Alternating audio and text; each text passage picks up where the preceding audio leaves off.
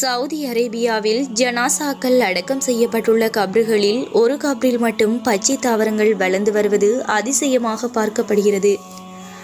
உலகத்தில் அவர் என்ன நல்ல காரியம் செய்தாரோ அல்லாஹ்வே மிகவும் அறிந்தவன். நபிகள் நாயகம் ஸல்லல்லாஹு அலைஹி வஸல்லம் அவர்கள் மிஹ்ராஜ் பயணத்தின் போது ஒரு இடத்தில் கஸ்தூரியை விட மிக்க வாசனையை கொண்ட அதிசயமான மணமொன்றினை நுகர்ந்தார்கள். நபி ஸல்லல்லாஹு அலைஹி வஸல்லம் அவர்கள் வானவர் கோமார் ஜிப்ரீல் அலைஹிஸ்ஸலாம் அவர்களிடம் அந்த அற்புதமான வாசனையை பற்றி கேட்டார்கள்.